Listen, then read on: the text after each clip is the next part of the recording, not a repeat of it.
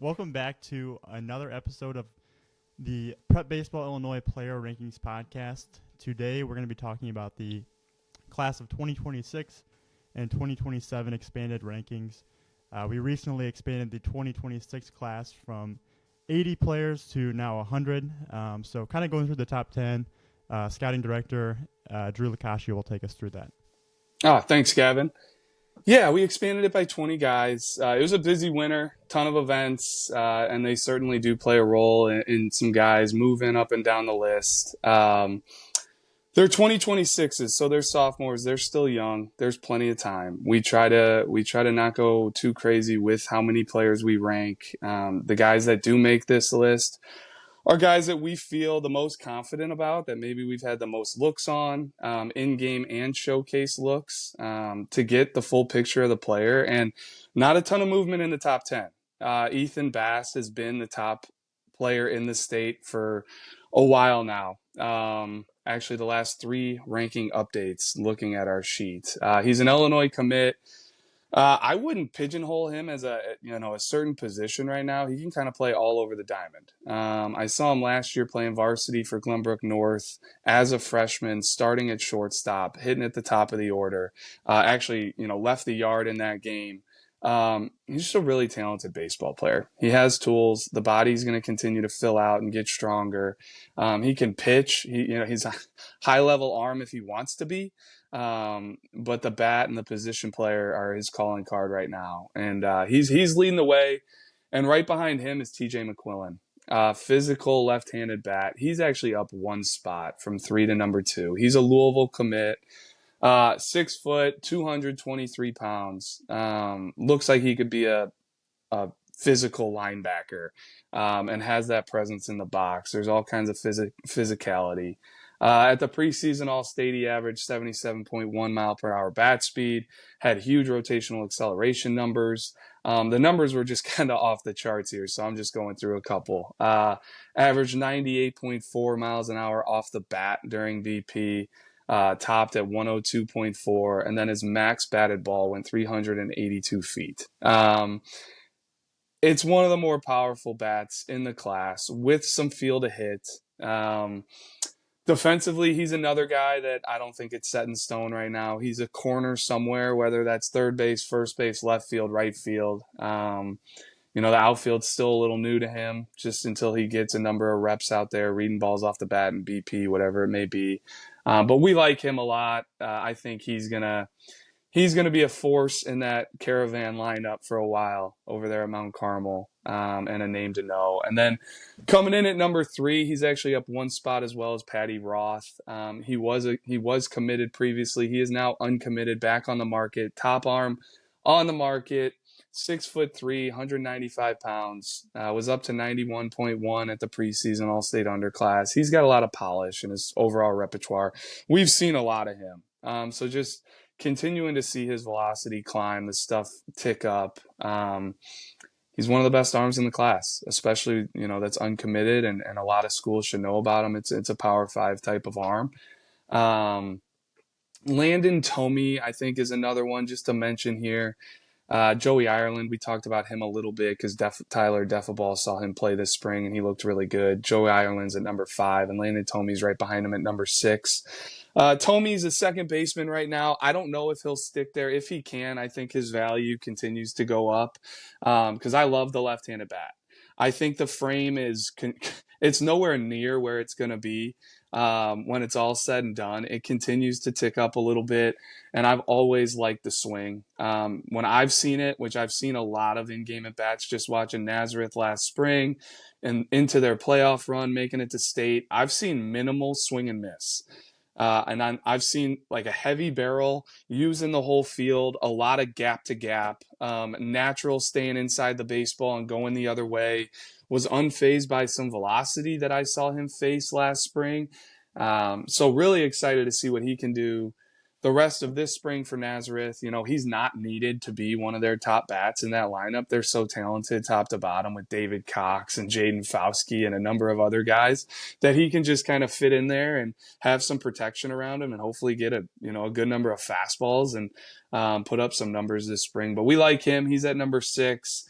And the biggest riser coming out of the winter, a guy that we've really liked in the past and just continues to do it, continues to get better, continues to take the next step every time we see him, is Jory Crocker. Um, really looks the part, stands out in the uniform. It's high-waisted. He's 6 foot, 171 pounds with wide shoulders. Like, there's more strength to come. He's a 6'8" runner, 86 across the infield, 87 on the mound when he pitches. Like, the tools are there. They're going to continue to tick up. We love the way he plays the game. I love the makeup from what I know about him. There's some lineage. There's some athleticism in the family. I know his dad was a Division I athlete, played football. Huge ceiling for Jory. He's another one like Landon. I don't think he's anywhere close to where he's going to be. And man, they're helping shape up this class to be to be one of the better classes in recent memory. I mean, I feel like every year we've been saying that the 23 class was really strong. The 24 class looks really strong with Ryan Sloan and Tyler Bell leading the way. And there's going to be some high-level 26s. So it's always good to see here in Illinois.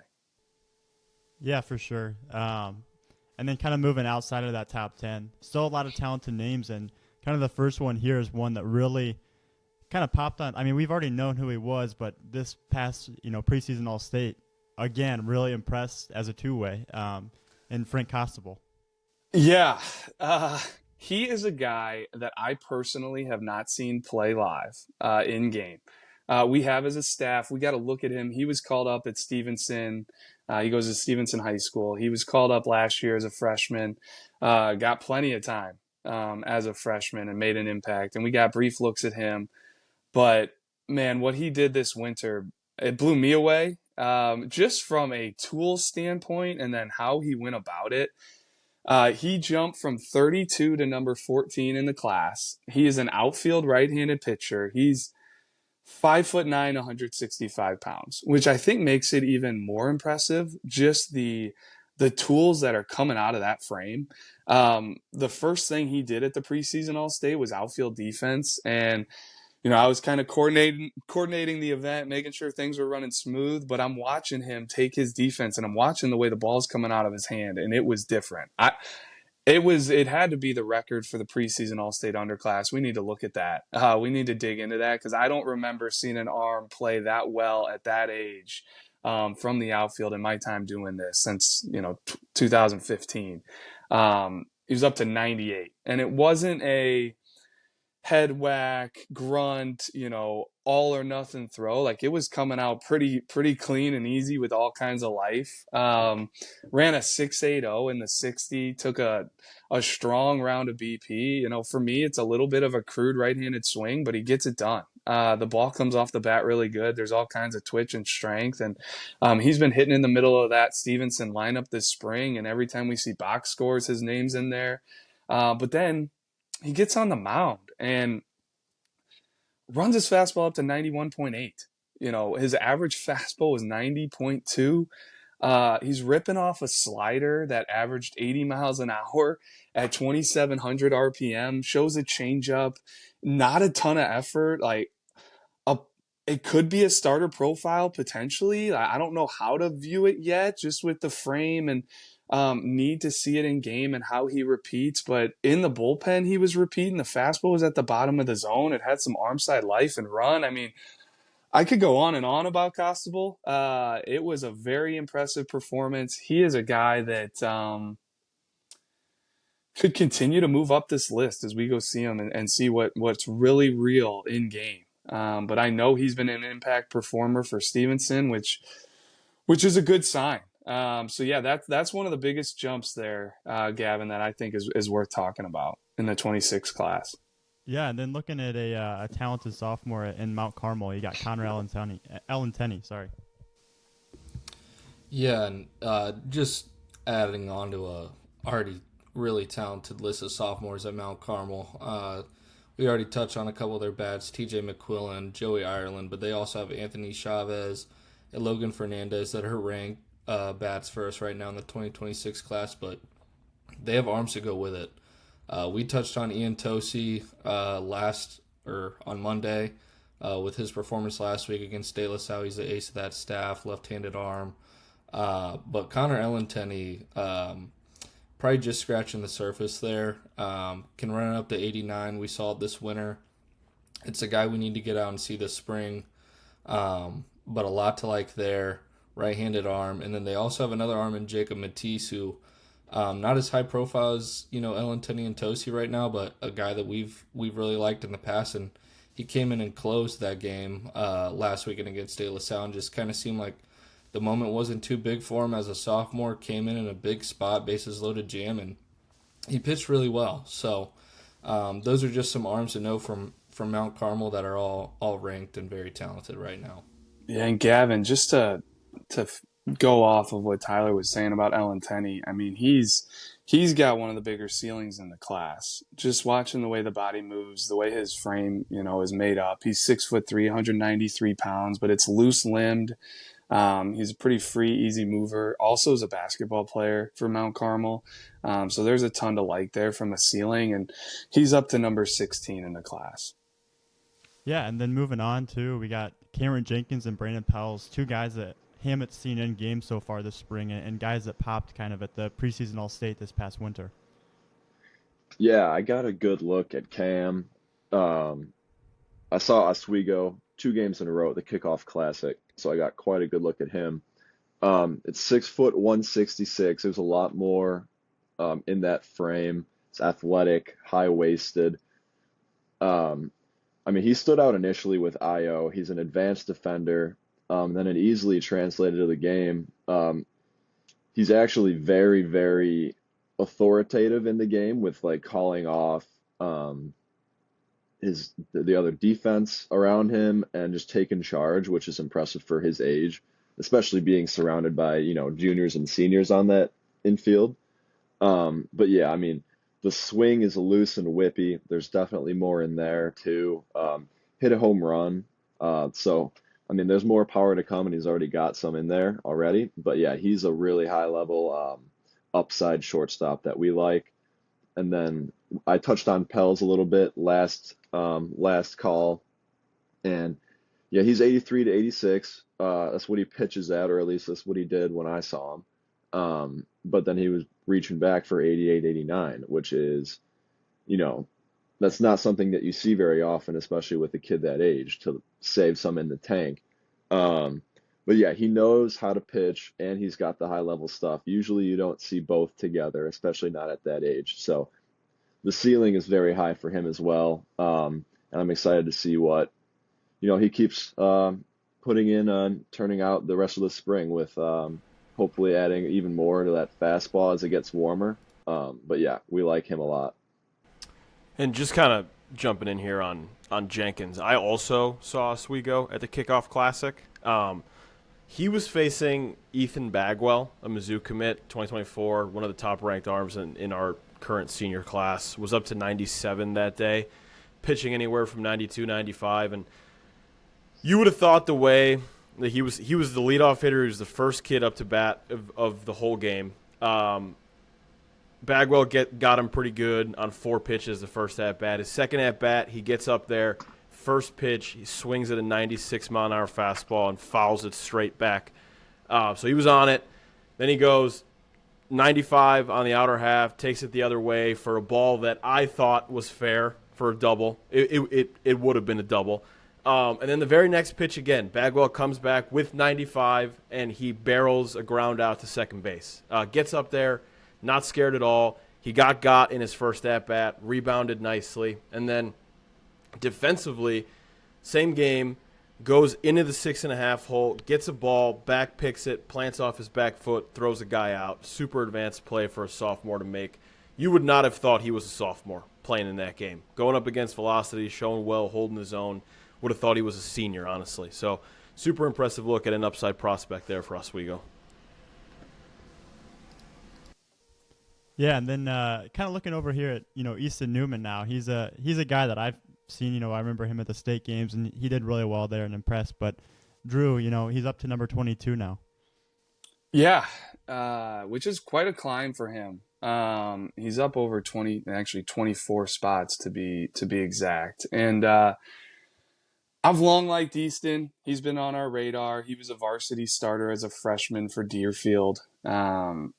when we look at these younger guys, the floor versus ceiling debate, I think, is more at play than even the 24s, 25s. The older they get, the closer we hope that they get to their ceiling.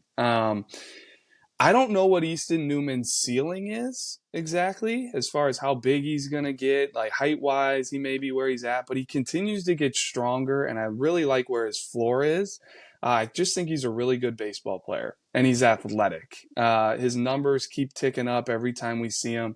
I actually thought the swing had cleaned up a lot in the winter. It was more repeatable. He can drive the ball to all fields. It's a flatter path through the zone. It's a line drive type of profile with some doubles in there, doubles power in there. But he's a 6.92 runner. He's 86 across the infield. He's 90 from the outfield. I think he's a gamer. I think he plays with the high motor that I like to see. He's certainly an impact guy for Deerfield. I know early in the spring they went down to Tennessee to open up at a big PBR Tennessee tournament that we cover, and he showed well down there. I like Easton, and he's up to 22, and that says a lot about how much we like him, because there are some really, really good players around him, but it's warranted, and I'm looking forward to just continuing to get quality looks at Easton, and we need to get out to Deerfield and cross-check Easton this spring. Yeah, and Tyler, Drew Borkowski, he's one that we've seen, kind of as a two-way that's impressive, but you got to see him on Monday in game on the mound. Yeah, he got the start versus McHenry. Drew Borkowski's out of Huntley, Fox Valley matchup there on Monday, and he was really impressive, kind of passed the eye test for me, at least on the mound. Didn't get to see him hit, but I know we really like his bat as well. He was working with an 84 to 87 mile-an-hour fastball, touched 88 a few times the first couple innings. It's very effective at the top of the zone. It kind of has like a two-seam feel to it. It's consistent arm side run. And then his go-to was a 78 to 80 mile-an-hour changeup with tumble down in the zone, which they played really well off each other, I thought, in the outing. He'd go to his fastball up at the top of the zone, then go to his changeup down at the bottom, consistently changing eye level of the hitters, which was really impressive to see as a sophomore.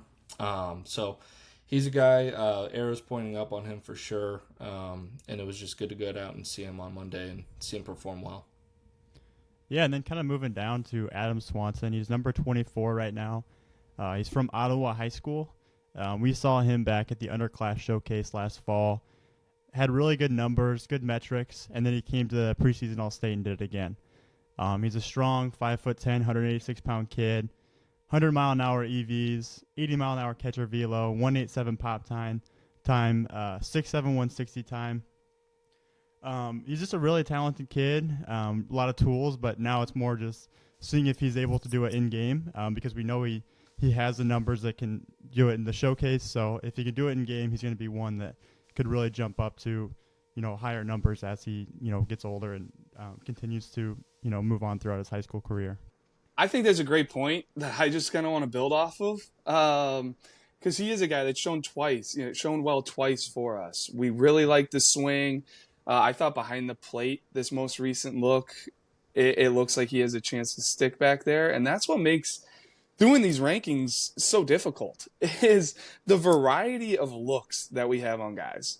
And it does play into the rankings. The confidence level that we have on guys 100% impacts, where we put them. Adam Swanson is a guy that was tough. He was very tough on where to put. We originally put him at 64 after the first time we saw him. We treaded lightly because he did have the tools.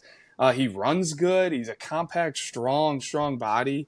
I really like the swing, and he did it again. We moved him up to 24. He's going to be a must to track, in-game swings, in-game defense. And like you mentioned, if he does it in game, he should only continue to move up this list with those tools that he possesses. All right, now looking at Callum Morrison Hammett, you saw him, this past week in game on the mound. What do you got on him? Yeah, he was a guy that I think we initially saw at the Rock a summer ago, and he kind of got on our radar there. Came to preseason All-State, was up to 88. So yeah, He is not the biggest kid you've ever seen in your life. I think he's listed at 5'11", but he's a really loose and easy mover, comes out good. It was playing around 80, 84, which I'm not too concerned about. It's early in the year. A lot of kids, like, it just takes the arm a little bit to get going. As it starts to get warmer, that'll probably tick up. But really good changeup that looked like his go-to. Thrown it to righties and lefties with good sink. Sells it with the arm speed. Comes out the same as the fastball. Good little breaking ball too. Sharp 1-7 action on that. But yeah, he played mostly at the bottom of the zone, and he struggled a little bit with some strikes, but it was just like a timing, sinking thing where I don't think it's really a problem. That it was just like a one-off. Not super worried about it there. All right, and then moving on to John Strakowski. He's another guy that showed really well at All-State. He actually showed well at the state games too last summer. He's been up to 86. He is a pitchability righty. Really good feel for all three of his pitches. I saw him work in 80-82. It was the first week of the spring. It was cold out. Again, not super worried about the velo at all that early in the year. But the fact that he showed he can pitch 3 pitches for strikes, he was facing a good Lincoln Way East lineup and had no trouble there. A lot of strikes, so he's another one that we like that we think could keep trending in the right direction here moving forward. Yeah, and then we're going to kind of move into the newcomers now. There's a good chunk of guys that are entering the rankings for the first time here, and the first one we want to touch on is Dylan Huff. He's a Glenwood high school kid, right-handed pitcher, and he's coming in at number 42. I saw him at the kickoff classic against Brother Rice. He came in relief. He's 6'2", 162 pounds. A lot to add on still with his frame. He's an athletic mover. His fastball is 83 to 85. He's got a big breaking ball. Still kind of trying to figure out how to throw it for strikes, but there's a lot of movement, and quality spin too. At an event this past winter, we had him at like 2,300 to 2,400 RPM. I think Diego said he's a basketball player for Glenwood, so as he really starts to focus on baseball as he gets older and potentially in college, he'll really start to polish himself up and really learn how to pitch more and start throwing strikes with those off speeds more. So just what he has now, though, he's a really interesting arm, and Glenwood always has those guys that kind of pop up for us, and he's one to watch for sure. So another arm I wanted to touch on, Gavin, that jumped on our radar this winter at the preseason All-State was Martin Kinane. Comes in at number 43. He goes to Lockport High School, uncommitted. We hadn't heard a ton of Martin Kinane's name before the event, and it looks like he had just grown 6 inches because his pants really didn't fit. He's listed at 6'4", 175 pounds. How you would draw it up on the mound as far as a projectable arm with plenty more to come. It's an easy arm. The fastball was jumping out of the hand at 88.3, I think is what he topped at, with an average IVB of 16.6 inches. Fastball plays really well at the top of the zone, and then he was breaking off a curveball that looks like it should play really well off of that fastball at the top. It's more of a 12-6 downer type at 76, 79, flashing some depth, and he was able to land it, according to TrackMan, 80% of the time in the zone. We're not super sure on Martin Kinane. It was one bullpen. I think what he showed us warranted being plugged in there in the top 50. He has not thrown for Lockport this spring. They have a bevy of arms over there, and I don't know if he's polished enough yet to warrant those arms. Maybe he's not commanding the fastball well enough in game or whatever it may be. I don't really want to speculate, but what I do know is the clay and what he's working with, I am really in on. I think there is a bright future. I think there's quite a ceiling on Martin Kinane, and depending on the work ethic, depending on the polish, how many strikes he can throw, that is another guy, like a lot of these names we've talked on today, that I could see continuing to move up this list. But a really, really good showing for Martin, and I think he deserves some pub from that outing. All right, and then moving on to Tommy George list. He's number 62 now in the rankings, and Drew's going to kind of take us through him as well. Similar to Martin Kinane. Didn't have a ton on Tommy before the preseason All-State underclass, and I thought he did enough at that event to warrant jumping in the rankings, especially at a pretty solid number there at number 62. What stood out to me is at our events, you can only see so much in a showcase. We're getting 10 swings in BP, but we're adding a ton of deliverables for players at events. And one of them is the addition of a lot of athletic testing. And that is where Tommy shined, specifically the jump height. He was a 32.9 vert jump, which I would say is in the top 2% of all jumpers we saw this winter. Ran a 7.19. He looks athletic, has some bounce, and is a left-handed hitter, plays the outfield. Lyons Township, uncommitted, and I really like the swing. There's a lot of fluidity in the swing. It was a natural uphill stroke with some confident look to it in the box, on the barrel, spraying it up the middle of the field. We're going to have to go check him out. Hasn't gotten a ton of time for Lyons Township this spring. They are a solid varsity club with plenty of tough prospects in the mix to break that lineup. But I like Tommy. I'm excited to see what the future holds for him. Yeah, so that kind of concludes us talking through some of these 26s that we've seen and just kind of an update with that 2026 rankings. But then looking at the 27s now, we didn't expand the list a ton, but there were some noteworthy risers this winter. So Drew's going to kind of take us through some of those risers and some of those guys that maybe entered the rankings for the first time. Yeah, thank you, Gavin. And talking about the 2027 rankings quick, even before I get into the top of the list, is these guys are freshmen. They are still really young. We're still learning the freshman class. We're still figuring out the 2027s, who the best players are. And we're not naive. We know we haven't seen them all. This is still really, really early in the high school career. The recruiting calendar has changed. The recruiting rules have changed, and these colleges aren't allowed to talk to these players at this age anymore. So from where I sit, if we're going to put out a list, I want it to be guys that we've seen, we feel very confident about, we've had multiple looks on them. And maybe if we haven't had multiple looks, the minimal looks that we've had have been very, very good and have warranted guys being in the mix, because there are a number of names on our sheet here, just scrolling up and down our list, that very easily could warrant being a rank and one of the better players in the class. But maybe we just don't feel confident enough at this time to really expand the rankings and open it up to a ton of more players that really we don't have a whole lot of looks at. So we purposely keep it small. The original rankings, we did a top 20. Coming off the winter, we expanded it to 25. We're going to need to see, who are the freshmen that are playing varsity? Who are the guys that are impacting a varsity club? They need to be paid attention to. And then also there's plenty of freshman players that play at Edwardsville, Brother Rice, Stevenson, Libertyville, Lincoln Way East, all these big, massive Lockport, all these big, massive high schools that they're not going to get a chance to crack a varsity lineup no matter how good they are until they're a sophomore or junior. So we're not going to see them. So we're going to need to hopefully see them this summer at tournaments.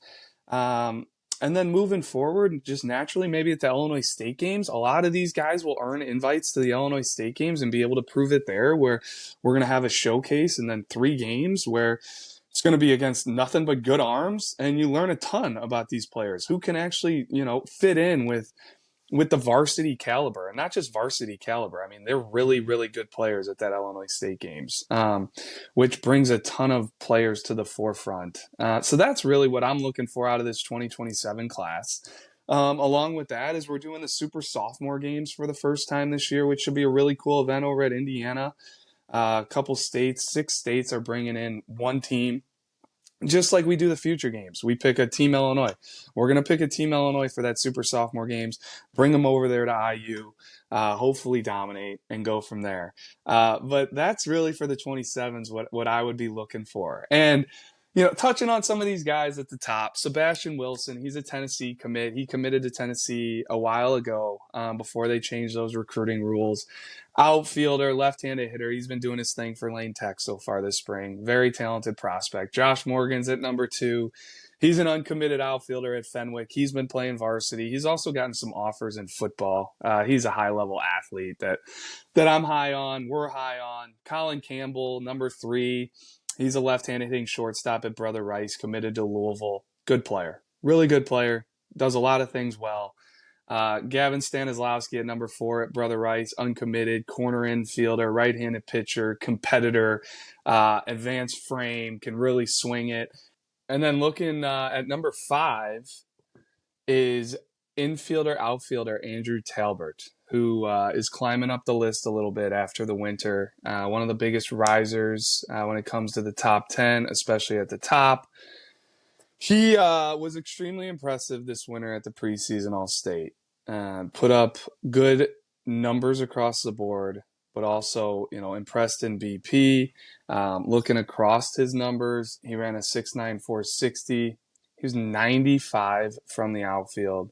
He was 86 across the infield. He has actions at either position. He's an athlete, kind of like how we talked about Easton Newman in the 2026 class.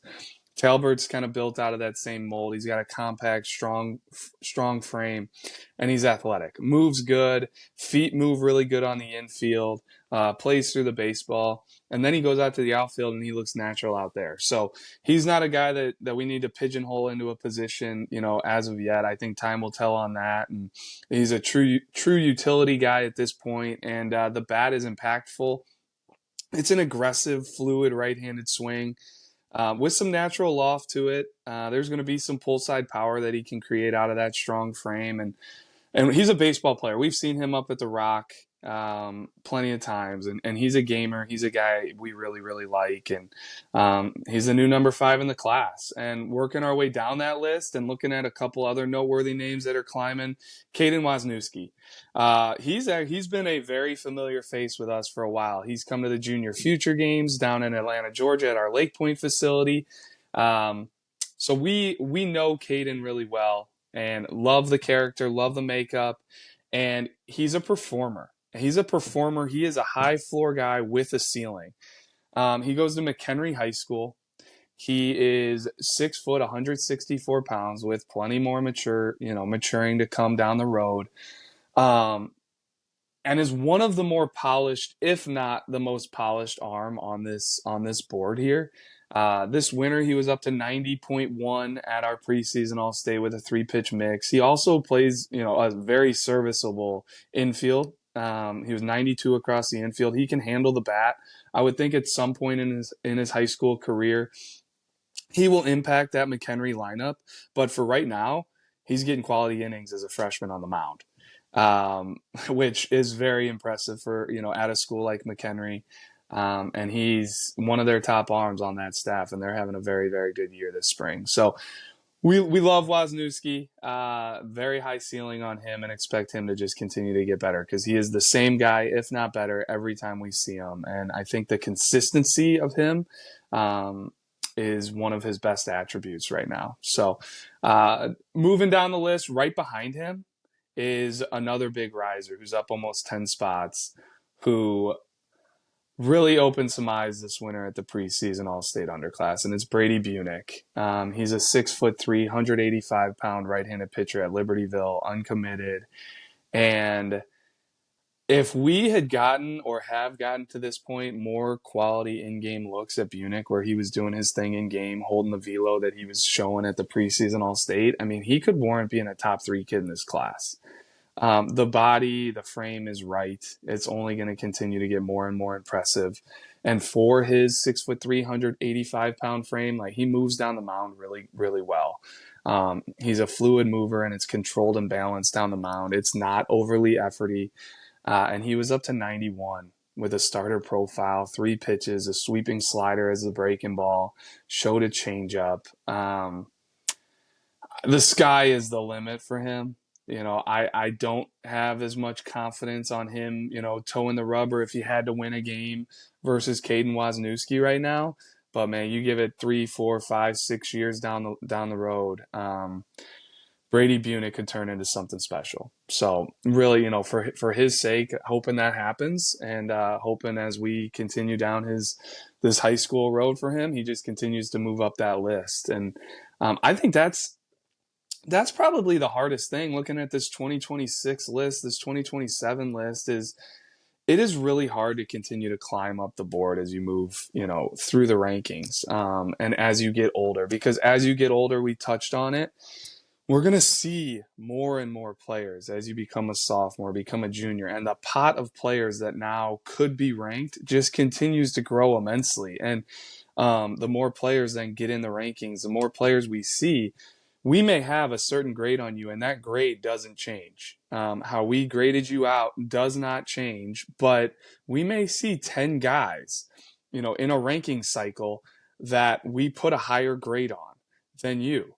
So we still feel the same about you, but these other 10 guys just weren't going in above you, and naturally you move down the list. But in our eyes and to the public, we don't think any less of you, any differently of you. And that is just a really hard concept to, I think, for the majority of the players that do get ranked, don't get ranked, or are looking at the rankings to understand, and then parents as well. And it's, to be quite honest with you, it's hard for me to swallow just doing the rankings. It's like, I don't want you to go from 22 to 28 if you've actually almost risen in our mind, but on the board you've gone down the list. So I hope players don't get too caught up in that. And to me, the biggest thing is just continuing to get better. Continuing to get better, and you'll be in a good spot when all is said and done. But moving down the list, outside of the top 10, we did have a couple newcomers that warranted getting in the rankings for the first time. The top newcomers, Trevor McClure, talented right-handed arm that we saw down at the Kickoff Classic for the first time. I know Diego's touched on him in a couple former podcasts, but really, really talented arm, 6'1", 170 pounds, loose mover, easy out of the hand, up to 89 in game, strike thrower, landed a breaking ball for a strike. With some downer action in the mid 70s. And, Diego speaks very, very highly of him. He comes in at number 11, uncommitted, and he'll be a high follow arm down there in Southern Illinois, just kind of the next one to come out of the woodworks down there. So outside of McClure, we've got Carson Trivellini at number 20. He's a talented infielder at Crystal Lake South, uncommitted, starting on varsity this spring. The thing that really piqued my interest about Carson is we had him at the Junior Future Games last year. Was a big fan of him, can really, really defend, needs to continue to get stronger, and I think he will with his frame, but gets done with the Junior Future Games, didn't really see him in the fall, and then I'm seeing stuff in the winter where he's starting on varsity for basketball and putting up numbers at Crystal Lake South as a freshman. Speaks to his athleticism. I love multi-sport athletes. And now he's starting on varsity for baseball. So there's clearly a lot of athleticism in Carson Trivellini, and he's a name to know coming in at number 20. Really, I'm looking forward to getting out and seeing Carson again here soon and seeing what kind of jumps he's made since the last look. And I know he was also at the preseason All-State underclass as well. Chase Reinhardt, he's a tough one. I don't have a ton of in-game looks on him or even that much knowledge on him, but from what I have seen, he is another one that if my confidence was higher on him, he could be a top 10 guy in the class. Starting on varsity for Normal West, getting quality innings. Gavin, you need to strap it up down there in Central Illinois, and he's going to be one for you to see as you're cross-checking all those guys in Central Illinois, because that's I think he has a chance to be a very, very talented arm down there at Normal West. So I'm high on Chase Reinhardt. He's sitting up at number 21 right now, but take your pick on where you want to put him. We just know he's good. Mikey Watson, he came out at the preseason All-State. I had gotten some looks on him at some tournaments in the fall, back in the summer. Intriguing frame, really intriguing frame. 6'3". 6'1", 165 pounds, but looks 6'3" in uniform. Really fills it out. All kinds of strength and more maturing to come there. And ran a 6.71 at the preseason All-State. And when you've got a freshman running that good, that's an outlier. And we're looking for outliers. Andrew Talbot being 95 from the outfield. Mikey Watson running a 6.71 as a freshman. Frank Costable, we talked about him throwing 98 from the outfield as a 2026. Like, you just don't see kids doing that. You don't see guys that age doing that, and you got to take note of it. Mikey Watson running that good with that frame, with the ability to maybe stick on the infield. I mean, shoot, he could probably go out to center field the way he moves. So he comes in at number 22. Brother Rice, uncommitted, and he'll be a name to just follow here as we go down the list. And those are some noteworthy names here in this 2027 group, Gavin. But there's so much more to come in that class, and so many more guys to emerge that I wouldn't get too wrapped up in certainly where guys are ranked. But if you're not ranked, I mean, there's plenty more movement to come on these lists as we go. Yeah, Drew, thanks for taking us through those 27s. But that'll wrap us up for today with the 26 and 27 rankings podcast and rankings update. Just make sure to follow us on Twitter and Instagram, and then subscribe to our YouTube to follow along for more content that we're going to have throughout the rest of the spring and hopefully the summer and everything else moving forward. So thanks for checking this out, and we'll see you next time.